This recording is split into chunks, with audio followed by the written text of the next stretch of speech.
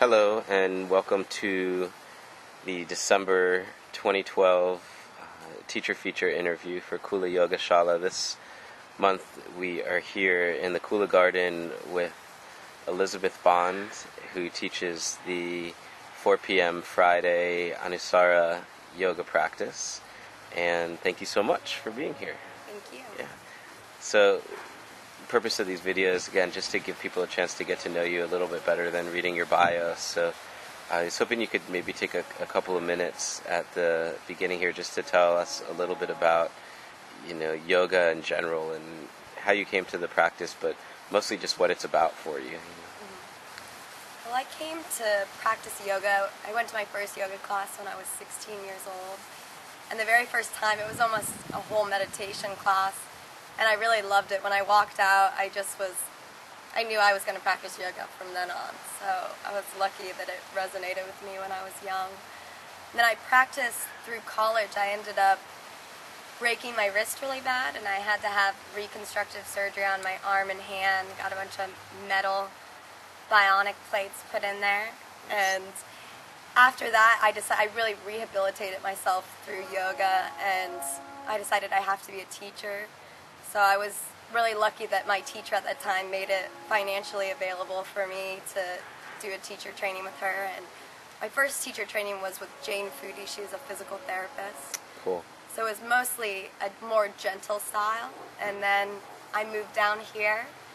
I met Melissa and John, started practicing with them, heard about Kula, and then I just started teaching, and now I'm doing the Anusara training with Jordan Bloom for 500 hours. And for me, yoga's always been about, first and foremost, about your mind, I think, and creating space in your mind through creating space in your body. Cool. That's what the practice is for me, to continuously show up on my mat. I've healed so many things in my body and really been able to create a sense of lightness in my body and in my mind and in my life through my yoga practice, and I love to share that with people. Awesome. So in terms of the Anusara practice, and how has that shifted or brought together the different things that you're talking about, and could you give a little description of that so people get a sense of what that class is about? Yes, Anusara, I would say, is tantric philosophy put together with Iyengar alignment. So for me, I always was really passionate about helping people heal injuries, feel better in their own body, and just being generally safe while you're doing your yoga practice. And all of these little alignment things I've learned has helped me to safely create more space to heal injuries. Through Anusara, I've started to be able to do hand balancing, which is really phenomenal. So I think that I'm able to bring more safety to my students, and also tantric philosophy, you can create a class really that explores your body.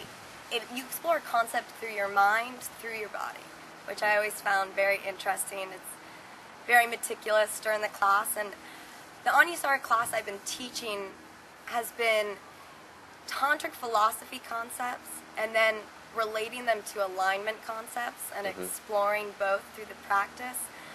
So I would say my class is even more like a workshop. On Fridays, we definitely break down poses, use props, use the wall in order to really understand how to do different alignment in the body.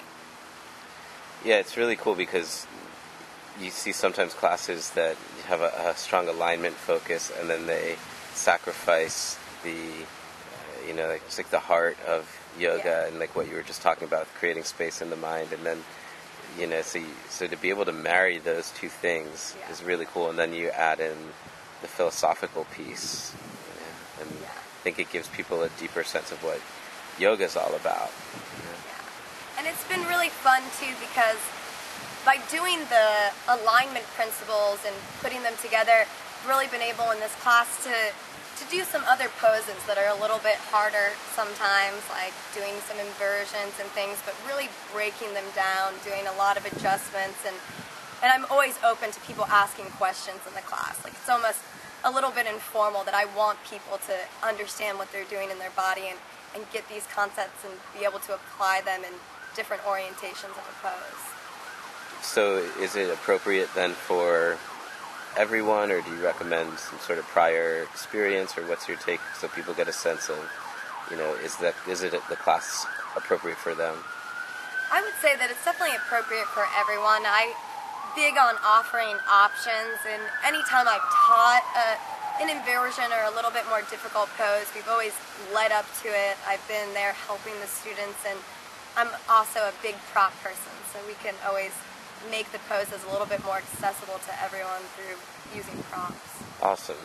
And then anything that you wanted to share with people on, just on this path and what you've learned and gleaned from living, a quote-unquote yogic lifestyle, whatever that means, but, just anything you want to share for people or with people for inspiration and...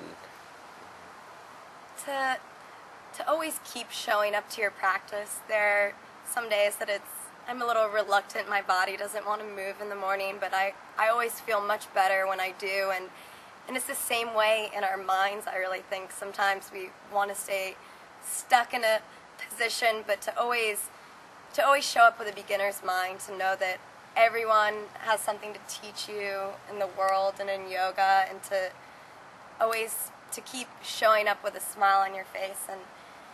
And yoga's really about being light in your body and mind, so what ease it brings to your life with other people, with yourself first and foremost, is really amazing. To just keep on showing up and notice your progress in life, because sometimes we can get stuck in almost monotony, but when we come to our yoga practice every day, you'll notice it's a little bit different each day, and to really accept those differences and love yourself for those differences, and you can bring that into the world, and it's such a beautiful practice. Awesome. And just one more thing, alternative movement. Yeah, so I forgot to mention, also on Fridays at 6 p.m. after your class, you and Chris and Josh and Meredith all come together as a cooperative of teachers to offer this really cool concept. We only have a couple of minutes left on the video before YouTube cuts us off, but could you give everybody a little bit of sense of what alternative movement is all about?